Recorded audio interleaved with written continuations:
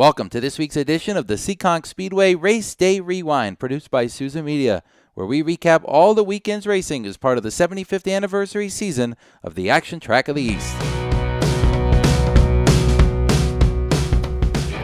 You know that music. I can hear that music in my sleep, it seems like these days. We are back with another edition of the Seekonk Speedway Race Day Rewind Report. It is a mouthful to get that out. The Seekonk Speedway Race Day Rewind. Here we are again, another week of Fast Friday racing into the record books. It's now more than clear that Saturday night racing, the season's been suspended due to the COVID virus. Everything pretty much suspended due to the COVID virus, it seems like, in 2020, not only in the racing world, but in the life we live on a daily basis. How frustrating is that? Well, we had another Fast Friday, this Fast Friday night, September the 18th. As we do each week here on the Race Day Rewind Report, we are going to recap the 5 races as part of our Fast Friday program. We'll find out who went to victory lane. If you haven't already seen the recap stories or the photos up on Facebook and the website and Twitter and Instagram. If you haven't, well, you came to the right place. If you have, let's look through it again, and let's hear from a couple of this week's featured guests. This week, 2 guests coming from the Seekonk Grand Prix Bandolero division, one from the Bandits and one from the Outlaw. So 2 Bandolero drivers on this week's edition. Love talking to them. Last week we talked to Ethan Dion, also Josh Parsons. We've talked to a lot of the Bando guys, and this week 2 more are going to join the program. Get to them in a minute. Don't want to spoil who's going to be with us. First of all, thanks for coming back to the Race Day Rewind, and if you haven't shared it to some of your friends, do that. Get it out there so more people see it. Something we hope to continue to grow into the future. And now let's look at the future with some Saturday night racing in 2021. That should be really exciting to get some of the Saturday drivers on here as well. This past Friday night, September the 18th, a regular night of racing on Fast Friday. There were no extra distance races at all. As we plan towards the future, there's going to be one more night with extra distance. The finale, October 9th, is going to have extra distance races for 3 of the 5 divisions. We'll get to that at the end of the show. But I want to look back at the Sport 4 race to start things off. September the 18th, Sport 4 main event, 25 laps this year, up 5 laps in their normal distance from last year. It used to be 20. Back in the day, it used to be 15, I believe. It went up to 20. Now it's gone up to 25.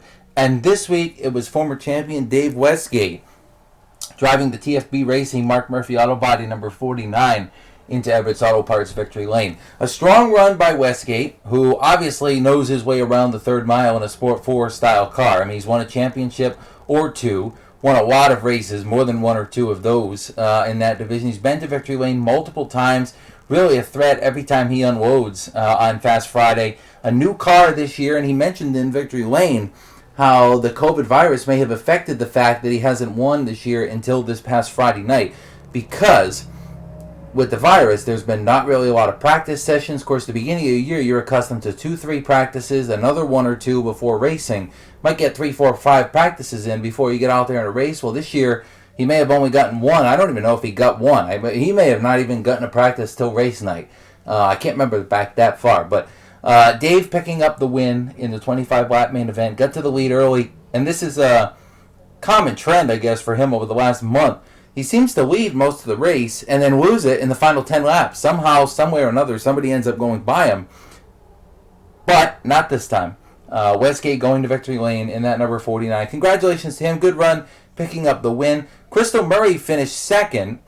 And, I mean, it was a good race. It looked like deja vu for Westgate for a while. He leads the whole 26 laps or so at the beginning. And Crystal Murray charges right to his bumper. It wasn't 26 laps, maybe 17, 18. Into the 25-lap main event. Crystal gets to his bumper, takes a look to the inside a couple of times from her 6th place starting position, just couldn't quite get around him. Could get up to maybe his tire, close to the door. Westgate would kind of, run a defensive line, which, he's got the right to do as the leader.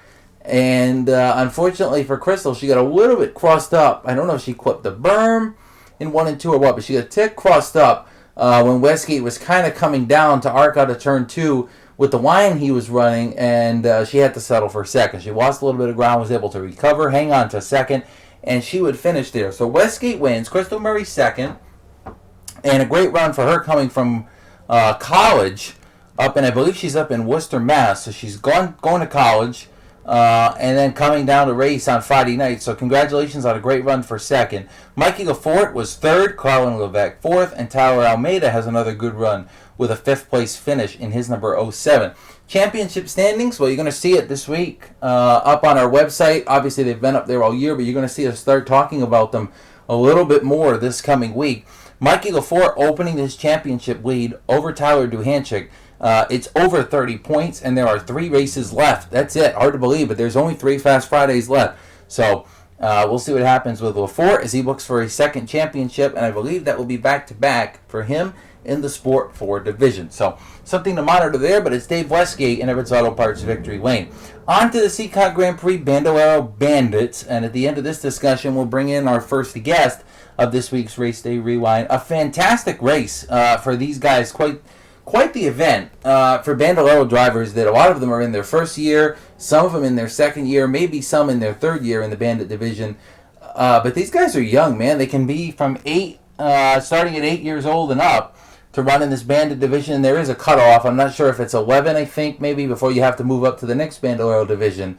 But this Bandit division has become quite the racing over the last couple of weeks. You've had Ethan Dion, Brent Robidoux, Richie Helger, Joel Newcomb. These guys have been tearing it up each week with Darren Krantz jumping in there, Miliana Shaloski jumping in there a couple of times as well. This week, though, returning back to the track after I think 4 races that he missed was Ryan Van Ness Jr. We talked to him on the podcast many weeks ago, feels like forever ago, when he picked up his first career win.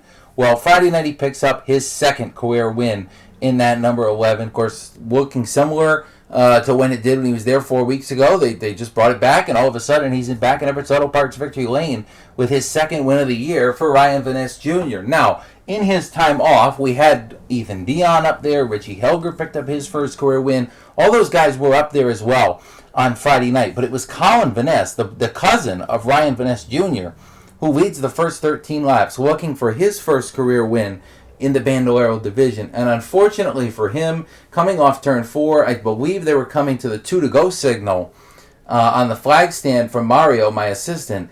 And Colin Van Ness gets loose in the middle of turns 3 and 4, jumps over the berm, goes through the grass. He was able to come right back up on the track in the lead, but when he did that, everybody else was coming at full speed. A real tough racing incident. Nobody's fault, just a racing deal that didn't pay out in either of their favor. Whether it was Colin Van Ness, definitely didn't pay out in his favor as he ends up spun around. Tough break for him. Felt bad that he was able to lead all those laps and couldn't quite seal the deal. You had Nick Uring was up there in the mix of that mess. Brent Robidoux involved in this one as well.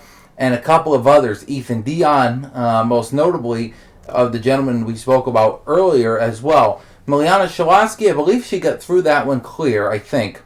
But in the end, Colin Van Ness spins, Ryan Van Ness Jr. wins. So the Van Ness family, happy in one way that Ryan Van Ness Jr. able to win. Of course, disappointed in another that Colin Van Ness came so close and wasn't able to get the job done. Feel bad for the guys involved in this one. Not just Colin. I mean, definitely feel bad for him leading all those laps as well. But Ethan Dion, Brent Robidoux, all running for the win there in the last couple laps. And they're collected up in this one out of, not their own doing. Again, out of nobody's doing. These cars are tough to control. And we're really, realistically talking about 8 and 9-year-olds on the track. So, tough break for those guys. But it was Ryan Van Ness Jr. not having a tough break. It was a good break for him in that Team V Racing at number 11, the Anchor Paws Rescue Ride. He goes to Victory Lane in the 15-lap Seekonk Grand Prix Bandolero Bandit main event. Thanks to Seekonk Grand Prix again for sponsoring this division in 2020. Wayne Dowling and his crew coming up big again for this year.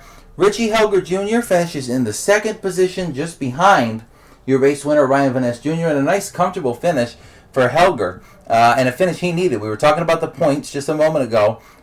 And in this Bandolero Bandit division, it is Helger on top over Ethan Dion, and that's why I emphasize so much Ethan Dion being in that wreck. Helger came into the race 10 points ahead of Dion in the championship standings. Dion finished way outside the top 10. So this is going to put a real burden on Dion if he wants to win this championship. Helger opening up the gap now. Dion actually, if he finished 10th in the 12-car field. So Dion 10th, Helger 2nd. That's 8 spots, 16 points in between. And now this is going to be a little bit of a trouble finish here for Ethan Dion. He's going to need Helger to have a problem in the final couple of weeks if Ethan Dion wants to be the champion. Robidoux is third coming into the race in the championship battle. And leaving the race, he's still going to be third, but he's going to be only a couple of points behind Dion for second. So, cool job by Ryan Van Ness Jr. to go back to victory lane. Helger was second, Joel Newcomb third, Miliana Shalaski fourth, and Mike Hannafin in fifth. Great run for Hannafin. I believe that might be one of his first career top fives. It might be his first career top five for Mike Hannafin. Strong run there as well. Congratulations to him. So, that's it for segment one of this week's Race Day Rewind Report. Stick with us. We're going to take a quick break. You're going to hear that music come back. Ed St. Germain's behind the computer pushing the buttons. Thanks to him. He's going to play that music. And we're going to take a quick break. When we come back, we're going to hear from Brent Robidoux, who finished sixth in this Bandolero Bandit feature, breaking a streak of top five finishes that if you look back many weeks, I believe Robidoux had finished in the top five straight weeks before this and was really in contention to win this past Friday night's main event before getting collected in that. He was running second, third, fourth, somewhere in there.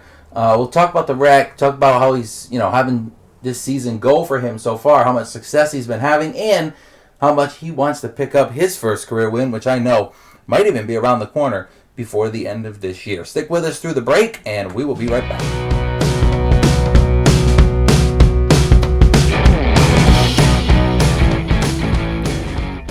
All right, welcome back from the break. Thanks for joining us in the Seekonk Speedway Race Day Rewind. Welcoming in our first guest of this week's edition of the Race Day Rewind here, produced by Souza Media, and it is Brent Robidoux, driver of the number 25 in the Seekonk Grand Prix Bandolero Bandits. This kid's been really impressing a lot of people at the track. He had a lot of top five finishes in a row. I know you look at last week's results and he finished sixth. I know he's frustrated he didn't get that top five, but he was really in contention to win this race up until the last two laps when there was a wreck on the front straightaway. Brent, take me back to that moment. I mean, you're up in the top 3 or 4.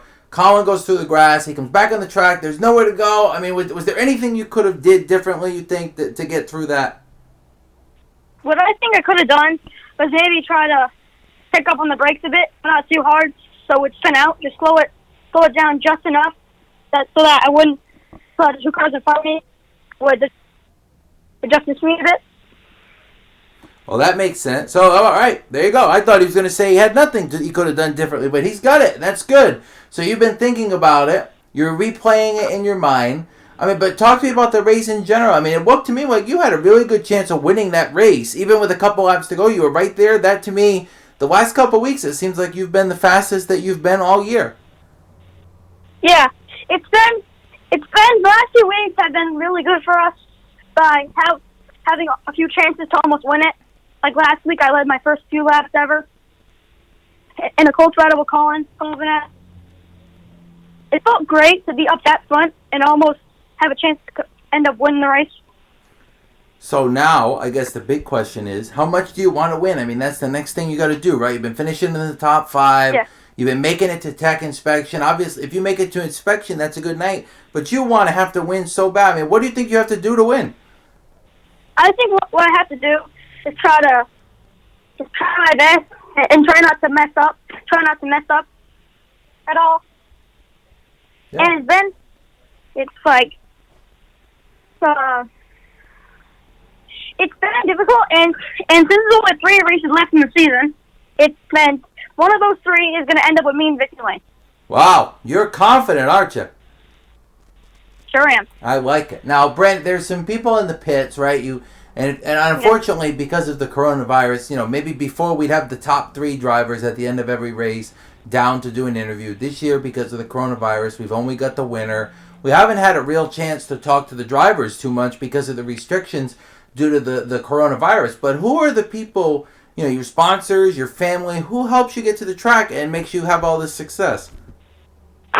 So first off, I would like to thank all my sponsors, Heinz Veterinary Clinic, Helga South Coast Power Equipment, Signed by 6, and the whole 38 Souza team helped me out here. And I couldn't get it done without them. And I'd also like to thank my family, my mom, my dad, my brother, my grandfather, and my grandma's coming out every week watching me. Okay, that's a good supporting crew. Seems like you got a good group of guys, girls, that are in the pits helping you get ready. Now, Brent, you're still young, still in the Bandits, but when you grow up, what division do you want to run at Seekonk? Do you want to be in the late models, the street stocks, the pro stocks? Do you want to go to the modifieds? Where do you want to go in your racing? What I'm thinking is after the bandos, mostly going maybe into the Sport 4s or the Pure Stocks. Sport 4s and Pure stocks. And what about after that? I don't know. Maybe a truck. Maybe a truck. Maybe follow in Dad's footsteps and get to the trucks? Yeah. Yeah. Well, I know Dad, Mom, everybody's been working really hard. You're getting closer and closer to that first win, and you seem to think it's coming. I agree. I actually said before I started calling you on the podcast that I thought you might win one of these last 3 races. You've been really fast. We want to thank you for taking 5 minutes to talk to us, and we wish you good luck on this Friday's race. Thank you. All right, that's been Brent Robidoux. When we come back from the break, we will catch up with the rest of the races, and our second guest is coming up later in the show.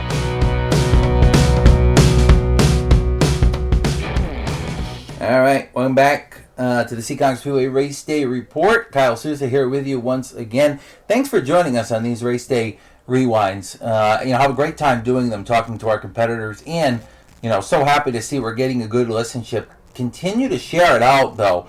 Send it to your friends, even if they're not your friends, I guess. Share it on Facebook. Get it out on your social media channels, and just be on top of getting this to some people. And the more people we get to listen to it, the better chance we can get some sponsors on here.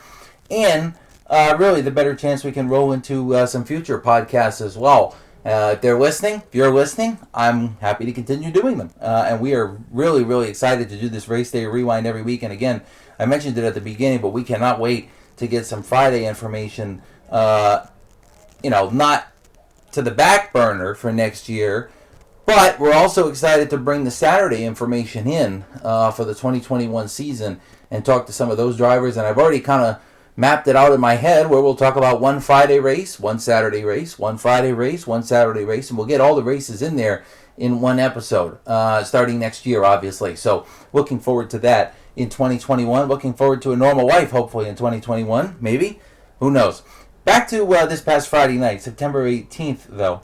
We just heard from Brent Robidoux, 6th place finish. Great run for him, obviously being collected up in that wreck, but looking forward to seeing if he can go to victory lane before the year is out in the Seekonk Grand Prix Bandoleros. We'll talk to another Bandolero driver and recap the Outlaw race coming up here in a bit. But I want to start the second part of the show with the Pure Stock division and their 25-lap man event this past Friday night, the Helger South Coast Power Equipment Pure Stocks. A good race again, but this time it was just a dominating performance.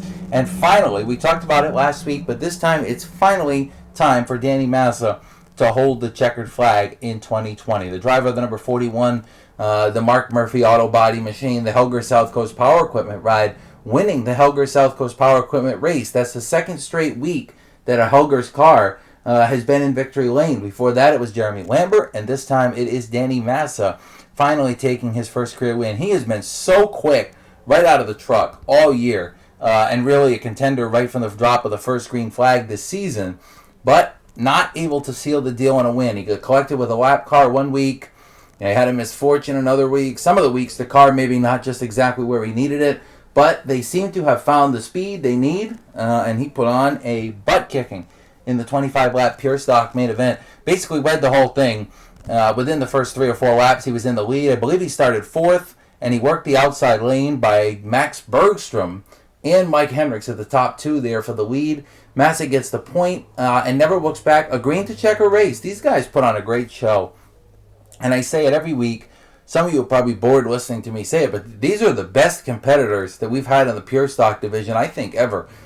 They race each other so clean. They put on a great race at the front every week, and they did it again this past Friday night. Green to checker is tough to do in any sort of auto racing, but this one especially on a Friday night where you've got a mix of guys and girls that are learning against a mix of guys and girls that are maybe a little bit more versed in what they need to do on the track to be successful. And with Massa winning, forget Massa winning because he's literally 6 seconds ahead of the field. It was a real butt kicking, and I mean it. Congratulations to Danny and his team on picking up their first win. I know it meant a lot to them to finally hold that checkered flag in 2020.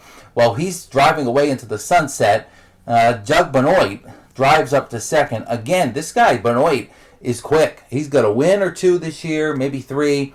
He's got a championship in this division, and he is quickly again proving that he's going to be the guy to beat heading for the final 3 weeks of the year in this pure stock division. Great run for him. He finishes second in that number 2.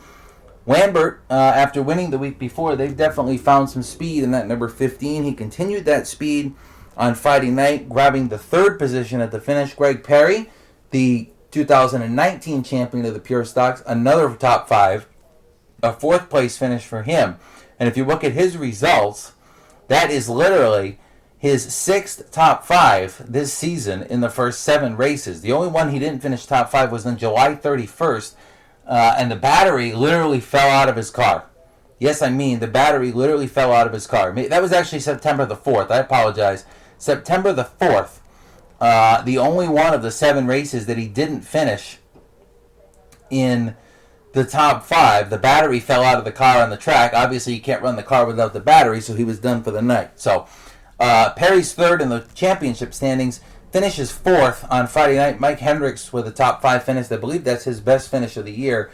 Seemed to really find a little bit of speed in the last week, leading a couple of laps, I believe, the week before. Ran 2nd at the beginning of this one, and then kind of finished in the bottom of the top 5, which is a great run for him. I mentioned those points. 3 weeks to go. I keep saying it, but there's only 3 weeks left on Fast Friday. The championship battles are starting to matter a little bit more now than they did 2, 3, 4 weeks ago. And when you look at the Pure Stock Championship battle, it is Doug Benoit leading by just 12 over Danny Massa. And Massa, I mentioned it, has been consistent. He's finished inside the top 6 in every single race this year, and finally picking up his first win this past Friday night. Now he's in a position where he could pounce on this championship battle, only being 12 points behind Benoit. Perry is 3rd, and I believe he is going to be about 34 back, so it's going to be tough for Perry to make a real charge, but it looks like it's coming down to Benoit and Massa, a former champion in Benoit, and Massa looking for his first title. They've both got enough speed. Will one of them have a little bit of a problem in the final 3 races at any point, because that could easily decide who becomes the 2020 Everett's Auto Parts Diamond Jubilee Series champion as part of the 75th anniversary season and that COVID season, when you're going to have a championship in the COVID season. I guess that's something to be accounted for in 2020. There's the pure stocks. On to the next pit stop, Legend Cars. Quick one, when you describe this, no strangers here at the front of this Legend Car field. Jake Johnson does it again behind the wheel of that Wynn's Propane Trucks. Daffodils number 15. This is his 3rd victory on the 2020 season. He's also got 2 second-place finishes in there and a 4th-place finish in the 7 races. He did finish outside the top 10 on the first race of the season, but since then has been quite the talent behind the wheel of that number 15. You know the story, returning to the Legend Cars this year after a tenure in the Pro Stocks and late models, still running Pro Stocks with the Pro All-Star Series. On occasion, still running late models with the Actor on occasion, and maybe some weekly tracks as well. But Legend Cars in 2020, and he has been the dominant factor, starting just outside the top 5 this past Friday, again September 18th. Doesn't take him long to get right to the front, charges through to the lead, and holds off. A really, stout list of characters. Again, we talk about Josh Parsons. He's been racing now 3 weeks since that injury he had at the beginning of the year, sidelined him for a while. Returning back last Friday night, back on September the 11th, picked up the win in his 2nd race back. This time he finishes 2nd. A little bit of a battle brewing between these guys. Johnson and Parsons have been the top 2 the last couple of weeks, been right there chasing down the win in the final laps. So congratulations to Josh, another great finish in 2nd. Gio Ruggiero was 3rd, Reagan Parent 4th, and Isaac Bevan finishing 5th. These Legend Car results unofficial due to a technical inspection set of questions that the officials were looking through with the top 5. So unofficially, at the time of recording, you might be listening to this a couple of days from now and it's official by now, but as I'm recording this, unofficial, Johnson wins it, Parsons 2nd, Ruggiero 3rd, Parent 4th, and Isaac finishing 5th. Isaac Bevan, great run for Isaac Bevan in his, I believe it was his debut at Seekonk in a Nick Wascola racing ride, top 5. Mason Tessier, kind of the story of this race to me. Second week in a row where he's got a heck of a lot of speed in that number 42. And second week in a row where something breaks. Had something to do this week with the transmission or the shifter on a restart. He was in the lead, trying to get up to speed. The car didn't get going. And it looked to me like a transmission. I don't know if it malfunctioned or a shifter broke or something on the number 42 there. So tough break for Tessier behind the wheel of that number 42. Jake Johnson opens his point lead with his victory. 18 points is going to be with 3 weeks left to go. With his return to the Legend Cars, he's trying to win the championship in the Diamond Jubilee Series and opening it up to a 18-point advantage over Reagan Parent. Mason Tessier will continue to be third, but he lost a lot of ground not being able to finish, so it's going to come down to Johnson and Parent for this Nick's Pit Stop Legend Cars Championship. Thanks to Nick's Pit Stop for sponsoring this division again in 2020. Final race of last Friday night, the Seekonk Grand Prix Bandolero Outlaws. We talked to Brent Robidoux, spoke about the Bandits earlier, learning that Ryan Van Jr. picked up the win. This week, the Outlaws, another great race for this division. They've really put on quite the show. Both Bandolero divisions the last couple weeks really impressed me with the way these guys have been able to compete. A lot of cars, again, in this one close to each other at the beginning, at the end. But one guy seemed to have a little bit more speed this past Friday night. It was Isaiah Newcomb taking down another win in the Seekonk Grand Prix Bandolero Outlaw division. His second victory of the season, his third straight race inside the top two, and fourth straight race where he's finished inside the top three.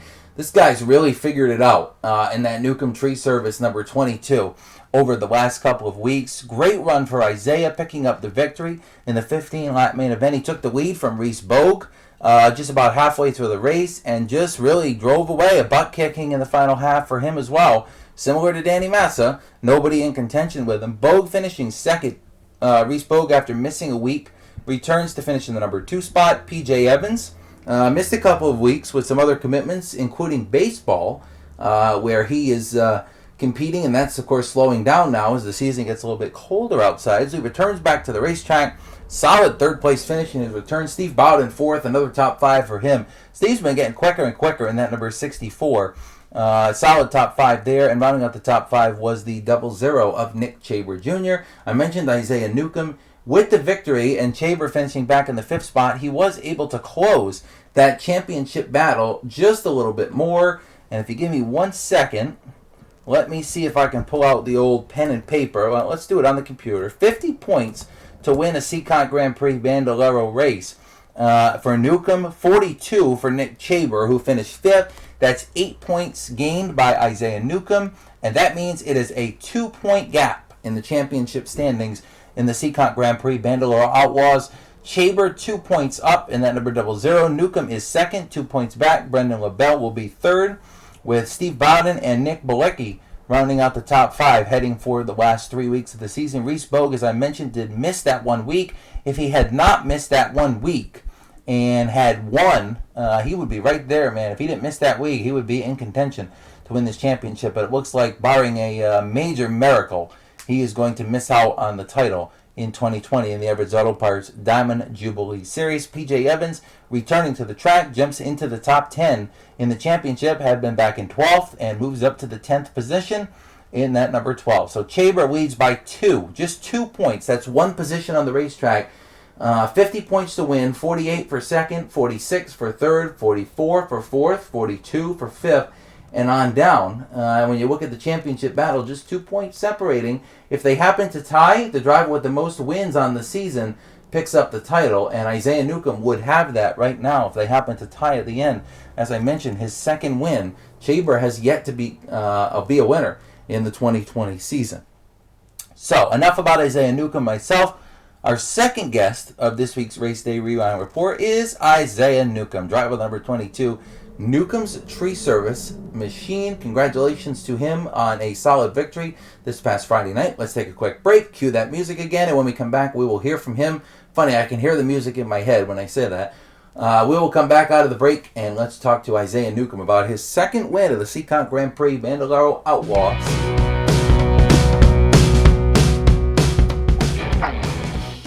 All right, welcome back to the Race Day Rewind. Our second guest of this week's episode coming into the hotline. We spoke with Brent Robidoux earlier in the show, another Seekonk Grand Prix Bandolero competitor. He's in the Bandits. This driver is in the Outlaws, presented by Seekonk Grand Prix. He also runs in the Nick's Pit Stop Legend Cars. Maybe we'll ask him a question about that too. But want to start with Isaiah Newcomb. First, thanks for coming on. We want to talk to you about this past Friday night. Another win on the season. Man, it just walk me through what it's like driving that car. Because it looked to me like Friday night, you were clearly the fastest car in the field, getting to the lead, and then you drove away. I mean, is it easy to drive these things? Is it tough? Take us through what it's like around the track for a lap.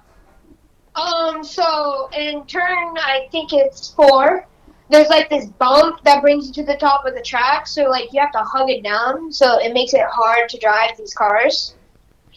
And my car is also super fast because of my dad and my mom. They work on it a lot, so I go so fast, and it's kind of easy getting around everybody with a fast car, so. Yeah, and it looked, never too easy, right? I mean, it's a little bit hard, but it looked easy Friday night. So your second win on the year.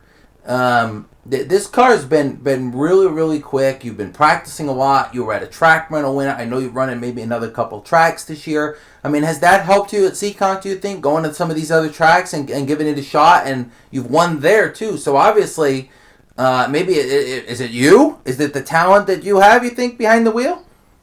I honestly don't know. It's all depends on what track. Like at Waterford, I race there too. The track is flat, so when I go back to Seekonk, I forget how to drive on a high circle track. Yeah. It's so confusing going back and forth. But now I'm back to Seekonk, so now I just go fast. And you went up to the Londonderry Speedway, right? And you guys won up there as well, correct? Yeah, we won twice up there. Wow. So you've had some success at some different tracks this year. I just tallied up the points. I was just talking about it in the recent segment before we brought you onto the show. You're going to be 2 points, just 2 points behind Nick Chaber, and you've got 3 weeks of racing left to go. I mean, how much do you want to win this championship? This is, we haven't talked a lot about the points this year because of the coronavirus and everything else going on, but you're really close at this championship. I had a bad start off of the season with a finish in 4th, and then the next race, I think I crashed. Giovanni got up into me, but it's all over, and I won. I keep on doing good in these races, so it brings me up to the top, and I want this championship pretty bad. Yeah, you're close. And, we'll see what happens. We got 3 races to go, like I talked about, in the Seekonk Grand Prix Bandoleros. How about in the Legend car? How much more difficult is that to drive than the Bandolero? Because those things just seem like they're out of control at the track.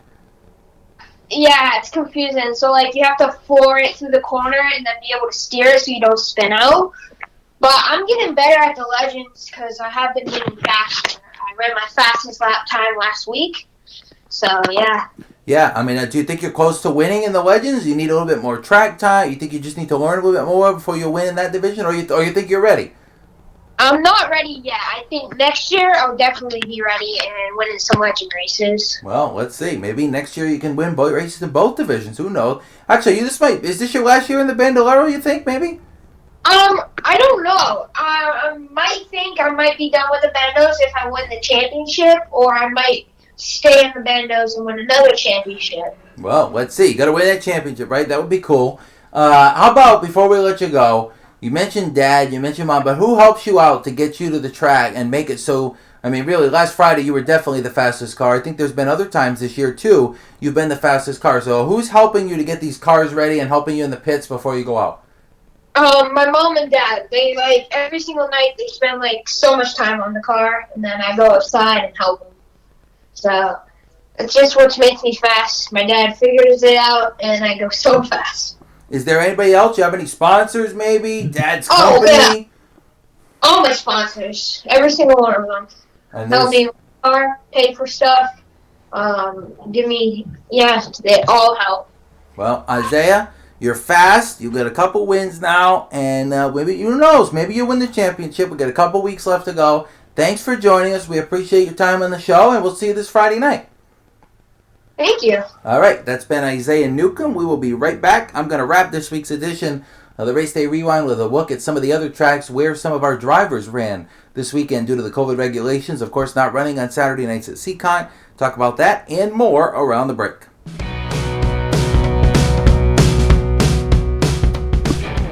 Welcome back to the Seekonk Speedway Race Day Rewind. Thanks for listening to this episode.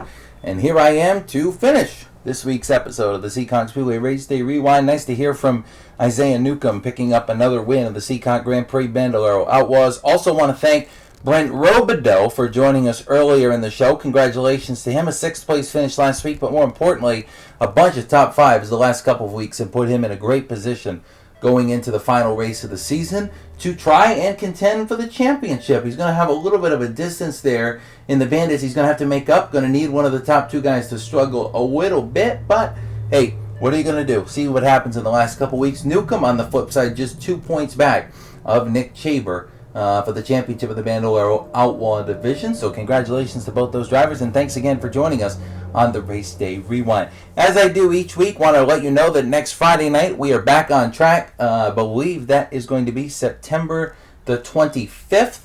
Back for another edition of Fast Friday, the same 5 divisions in action. The Seekonk Grand Prix, Bandolero, Bandits, and Outlaws, the Sport 4s, the Helger South Coast Power Equipment Pure Stocks, and the Nick's Pit Stop Legend Cars. 3 weeks to go on our Fast Friday campaign. October 9th is the championship night for the Fast Friday division. It is shaping up to be one heck of a night. Sponsors are needed. We are trying to pay out the victor, maybe even the top 3 in some of these divisions. Any sort of sponsorship is helpful. If you're interested, please give us a call at the track. Shoot me a Facebook message. Shoot Ed St. Germain a message. Shoot the track a message. Do something. Get in contact with one of us if you're interested in sponsoring that finale night for the Fast Friday divisions. And as it looks, due to the COVID regulations, the Fast Friday finale of 2020 is going to be that Friday night, October the 9th. As I've done the last couple weeks, quick final minute mention. Barry Shaw picking up a win in his Everett's Auto Parts Sport Truck at another track in Connecticut this weekend. Congratulations to Barry Shaw, who's gone elsewhere the last couple of weeks with that truck and picks up a win. Vinny Renegado, one of our late model regulars, going up to the Star Speedway to compete as part of their Star Classic.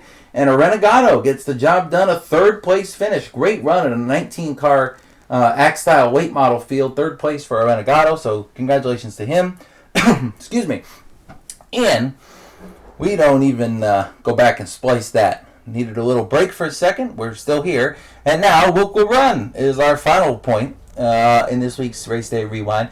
He picks up the win in the Nell Car Legend Car race up at the Wiscasset Speedway. So congratulations to Wilk will Run. Saw a video. Looked like Reagan Parent led much of that race. There may have been a little bit of contact late. Not going to get into that. Don't know, but I do know that Wilk will Run was the winner of that Nell Car feature. So those just 3 drivers out of a group of drivers that went somewhere else and picked up the win. I did see Ryan Lynham picked up a win in a late model down in Connecticut as well after wrecking it the week before. Ryan Lynham's team putting that car back together, and a big win for him in the late model division. So congratulations to him as well. I think I probably missed a few. There might be a couple other drivers that went somewhere else this weekend and did compete. But just wanted to grab a couple of them, let you know that some of our drivers are racing elsewhere due to this pandemic and the restrictions put in place by your governor, Charlie Baker, that does not allow us to race on Saturday night and does not allow us to have fans in the stands, although most of the other racetracks in the New England region do have at least some capacity of fans in the stands. So, with that, I am done with this week's edition of the Race Day Rewind. That means you're done listening. Thank you for joining us. We will do this again next week. We got 3 or 4 more of these coming up. As far as the Race Day Rewind report, if there's a driver you're looking forward to hearing, you're interested in hearing, shoot me a message, shoot the track a message. We will try to get them on. Him, her, them, whoever. You want to hear from an official? Anybody you want to hear from? Other than me, maybe? Sure, why not? Can come right here onto the Race Day Rewind report. That's it for this week. The September 18th recap of our Fast Friday program. Again, congratulations to all of the feature winners. This past week in the Seekonk Grand Prix Bandolero Bandits, you had Ryan Van Ness Jr. In the Sport 4s, Dave Westgate picking up the big win. It was Isaiah Newcomb. In the Seekonk Grand Prix Bandolero Outlaws, Danny Massa. In the Helger South Coast Pure Stocks, and Jake Johnson, another win in the Next Pit Stop Legends. Thanks to Brent Robidoux, thanks to Isaiah Newcomb for both of them for joining us, and thanks to Ed St. Germain for pushing the buttons and sharing it out to you through the Buzzsprout and everywhere else that he seems to get it. Apple Podcasts, whether you're listening there, YouTube. I've rambled enough for this week. Thanks for joining us. Talk again next week in the Seekonk Speedway Race Day Rewind.